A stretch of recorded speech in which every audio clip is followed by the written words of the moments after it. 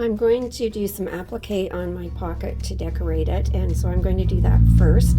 So what I have here are just 3 basic shapes, and I have a piece of fusing web, and I happen to like a brand called Wonder Under the best, so I tend to use it the most, but there are other ones out there that you can use.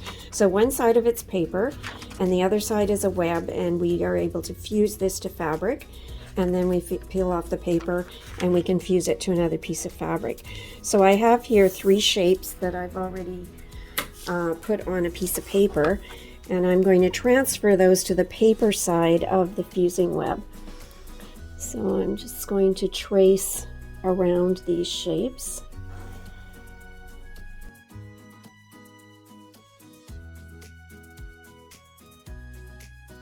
So I'm at the ironing board, and these are the 3 fabrics I'm using. They're all cotton, so again I have cotton on my iron.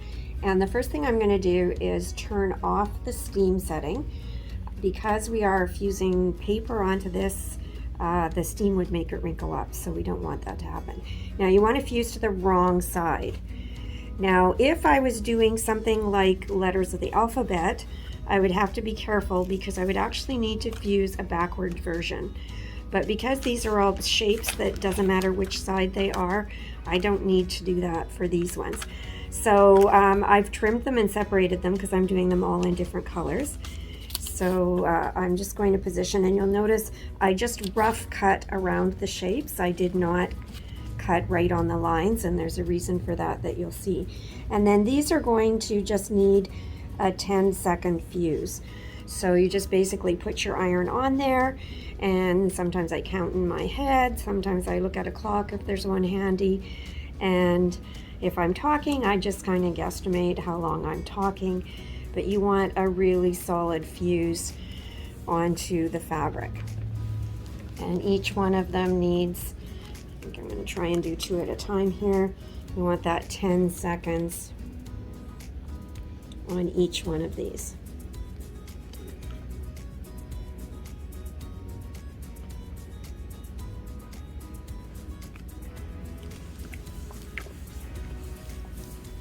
And you can check if it's been long enough by attempting to peel. And if when you peel, now this one isn't, it seems like the web is coming away as well as the paper.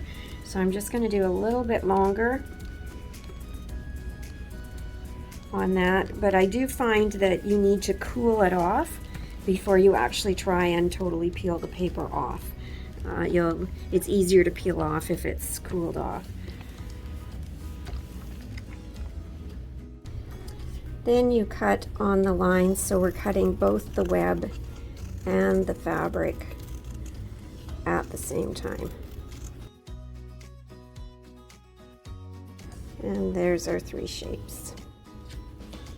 Then you peel the paper off, and you can see, you may not be able to see it on the video, but there's kind of a plasticky layer on the fabric. I can feel it, and it reflects the light a little bit.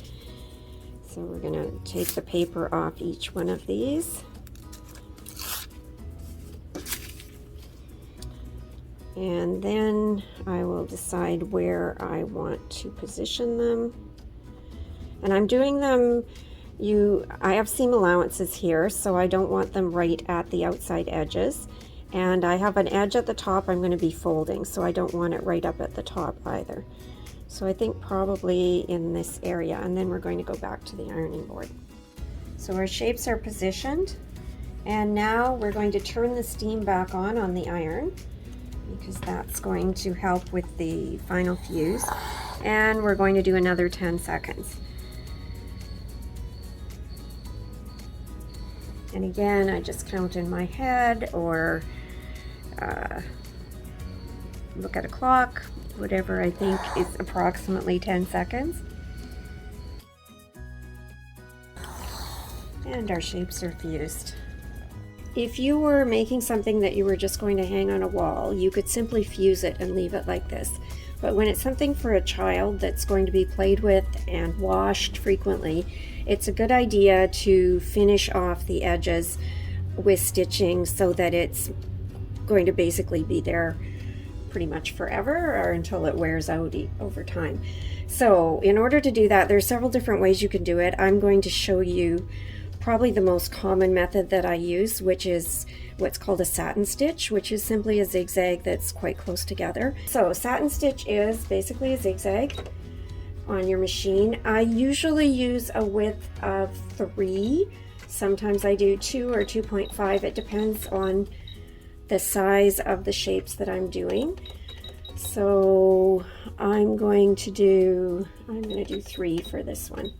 And then I change my length to 0.5, sometimes 0.6, but I'm going to use a 0.5 today. Now I'm going to keep using my navy thread that I've been using. Sometimes when I do applique stitching, I match the thread to the shape that I'm stitching. Sometimes I do contrasting, like sometimes I'll use black, for example, to really make it stand out. But I'm just going to use this navy, which again, it'll be easier for you to see and you can see the technique. So I think I'll start with the square. That's probably the easiest to do. Now the first thing I'm going to do is switch my foot. You can use your basic regular foot for doing this, but my machine comes with an applique foot, and the ones at school have this foot as well if you want to use it. And the applique foot is open between the toes, and so it just helps you to see where you're going a little bit more easily. So I'm going to start at the corner of the first one, and when you switch to a zigzag stitch, the machine will lock it, but just to make sure, I'm actually going to use a different button on my machine. Let's see if I can get the camera over here so that you can see it more easily. So we have the reverse, and then there's a button that's a circle with a dot in it, and that is another type of locking stitch, and I don't use it all the time, but when you're doing applique, you don't necessarily want that extra stitching over top of the other stitching that's already there, so I like to use it for that. So you just push the button, and what it's going to do is take a few stitches basically right in pretty close to the same spot, and then it's going to go into my zigzag. Now you'll notice here that I'm keeping this so that when it's on the outside of the zigzag, the needle is going to be here. I'll just drop the needle is going to be right on the outside edge of my shape, and that's how so all of the thread is on the actual shape.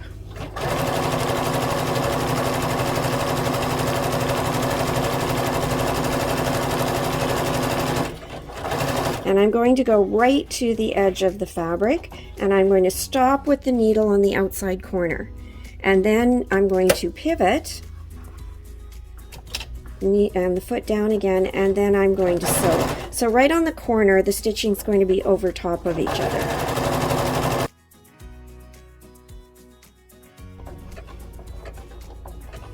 And when you're back where you started, press that circle with the dot again, and the machine will stop when it's done locking, and just raise your needle and cut your threads. So that is the first shape. For the circle, again, you can pick any starting point. I'm going to use the circle with the dot in it for locking. Now as you go around the circle, you're going to do small pivots.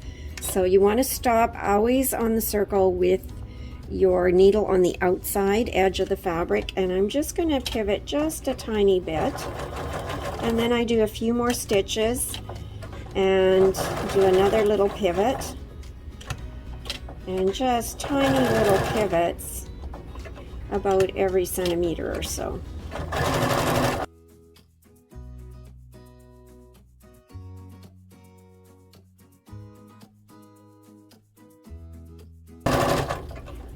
And when you're at your starting point again, press the dot with the circle,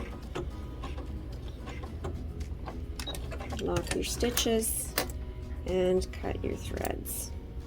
In the triangle, somewhat similar to the square, I'm going to start at the top corner here, dot with the circle for locking.